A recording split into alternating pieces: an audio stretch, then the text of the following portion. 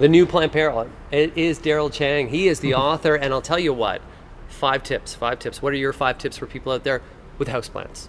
Okay, number one is got to be light. It's got to be understanding exactly the kind of light you have at home, and that is not just about the hours of direct sun, but also the exposure to the sky. Meaning, you got to put your plants right up in front of your biggest windows, and that's sort of like the best that they can possibly do.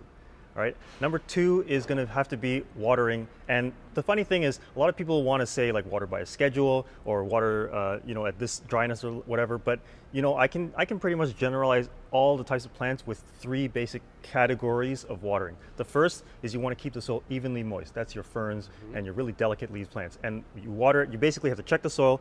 The moment you lift it or something and it's even slightly less dry than when it was fully watered, you water it again completely. The second type is most tropical foliage is like when it's partially dry, right? So you're looking at the top, when the top inch or 2 of the soil is dry, then you give it a nice watering again. And the last category, which of course now is cacti and succulents, is you wait till the soil is absolutely completely dry. And all of these 3 strategies will still only work when the plant is getting the right light. That's 2. That's 3. 2.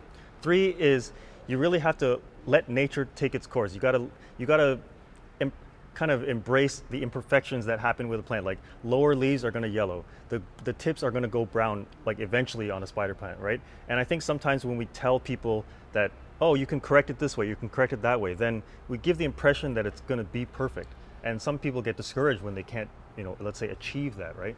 But I think if you let nature take its course and you sort of have a longer term view of how your plant is going to do, then you'll be nicer to yourself. Nature is perfect in its imperfections. Okay, number 4. Number 4 is before you water, sometimes I have to check the soil, and if the structure gets like a little bit too compacted, then I like to take a chopstick and just gently loosen it. Now, I'm not saying that you can jab it really hard, right? Because obviously you can damage roots. Yeah. But at the same time, compacted soil also damages roots. So it's a little bit of a balance where I'm just gently checking, and when I do this, I'm also checking for the soil dryness. And so this is what I always talk about, soil aeration with a chopstick. Number 5.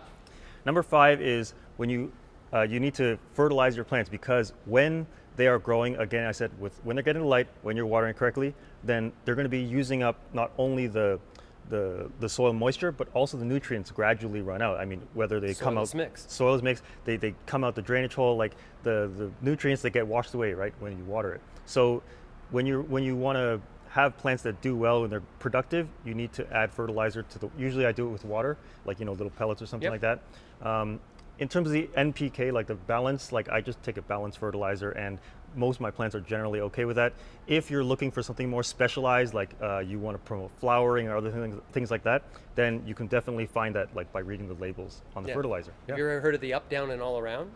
I haven't heard of that. So the first number, nitrogen, for up, foliage. Middle number is either for flowers and or roots, so that's the down. So the up, down, the down. Last number, potassium, is for general health, the all around. So the up, down, all around. Yeah, that's the dance. So there you go. That is super helpful. I just learned that just now, and I'm super pumped that there's such an easy way to remember that. There you go. There you go. We're trying to always make gardening easy for you. If you want to know more information about making plants easier indoors, this is the book for you. Thanks, Darryl. Thanks, Frankie.